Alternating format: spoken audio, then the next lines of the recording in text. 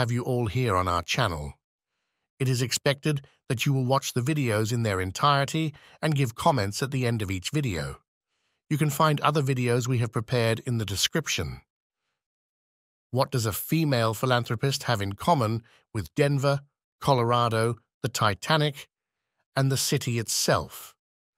Inside the Molly Brown home in Denver, Colorado, all three of them are bound together. Throughout Colorado and the surrounding area, this mansion has played an important role in the past. Legend has it that the home's original owner is rumored to still roam the hallways today. The Molly Brown House Museum is an absolute must-see if you find yourself in Denver. Denver, Colorado is home to this historic home at 1340 Pennsylvania Street. American activist, socialite, and philanthropist Margaret "Molly" Brown lived at this residence. She was also known as the Unsinkable Molly Brown, since she managed to escape the Titanic's wreckage. The museum, housed in a portion of her old home, has displays that pay homage to her life and the history of Victorian Denver, while also advocating for the preservation of this architectural gem. With its 1972 listing, Molly Brown's house became one of the nation's most prominent historic sites. William A. Lang, an architect, built the Molly Brown residence in the 1880s. For the original owners, Isaac and Mary Large, he was able to blend various fashionable styles of the period, including the Queen Anne style. After the Sherman Silver Purchase Act was abolished, the Larges ran into financial problems and had to sell their property. After marrying Molly Brown, James Joseph Brown bought the home in 1894. Since he was unwell, he had Margaret get the deed to the house that he had bought for $30,000. The fact that Margaret and her family were frequent travelers is intriguing. They leased it out since the home was unoccupied. While the governor's residence was undergoing renovations in 1902, Molly Brown graciously invited the home to serve as the governor's residence. Margaret began renting out her property to boarding house guests in 1926 and left the management to her staff. After Molly's death in 1932, the house was put up for sale. In addition to housing males, it served as a settlement for the Jane Addams Hull House and offered flats and rooms for rent. The house's decay reached a point that it was scheduled for destruction in the 1970s. The good news is that historic Denver was able to gather the necessary funding to repair the house thanks to a group of concerned residents. They pieced it together using historical 1910 photos, paint chip analysis, and architectural studies. Molly Tobin grew up in the Missouri town of Hannibal, where her birth name was Margaret. The man she would marry, J.J. Brown, was 12 years her senior. A mining magnate in Colorado, J.J. Brown amassed a considerable fortune.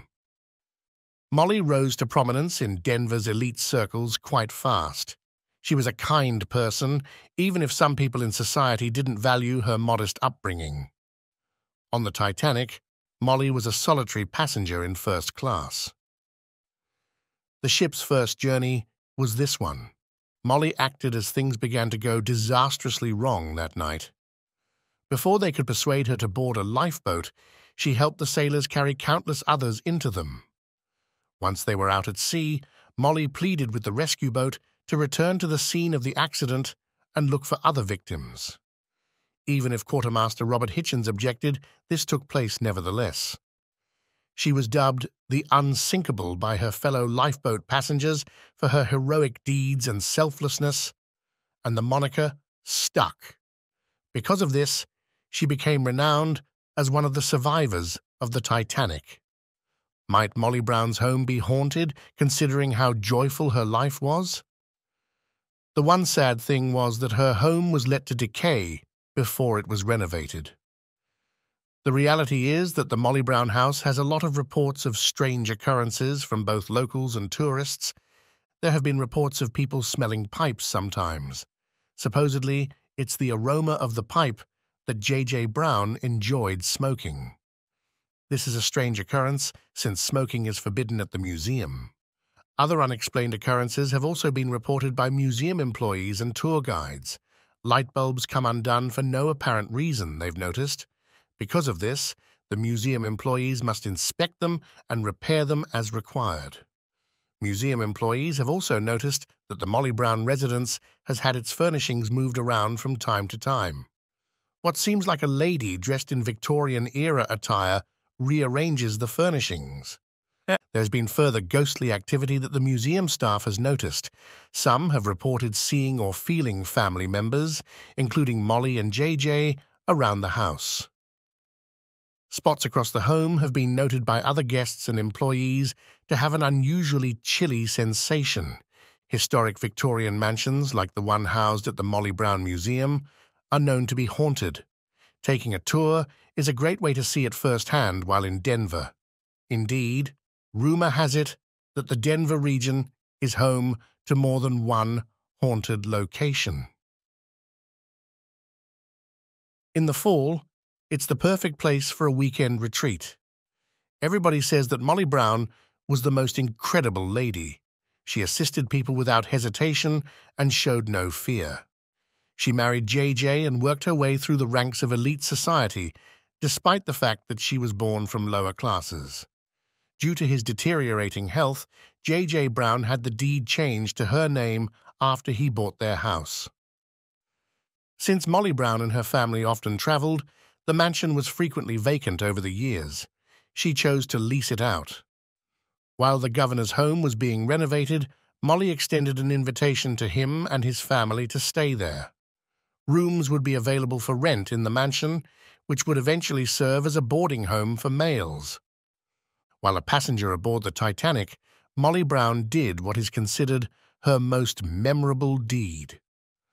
Molly sprung into action as the ship began to go down. She assisted the crew in boarding lifeboats and ensuring the safety of the passengers. The crew had to convince her to board a lifeboat herself before she did it. She insisted on returning to search for other survivors who may be in need of assistance, even after she had boarded a lifeboat. Because of this, she became known as the Unsinkable Molly Brown, a moniker that has remained with her. The house on Pennsylvania Street was well loved by Molly Brown and JJ. Visitors and employees at the museum today have reported several paranormal incidents at the house. The aroma of a pipe is often detected. JJ enjoyed smoking pipes in his leisure time. Some people have mentioned that light bulbs have been removed. There have also been accounts of a lady dressed as a Victorian who allegedly rearranges the household furnishings. Additionally, both guests and employees have reported feeling cold patches and seeing ghostly figures moving around the house. Denver is a great destination since it has so much to offer. Things to do include shopping, art, skiing, and hiking. You should definitely plan a trip to this part of the USA. Take a look at 1340 Pennsylvania Street while you're there.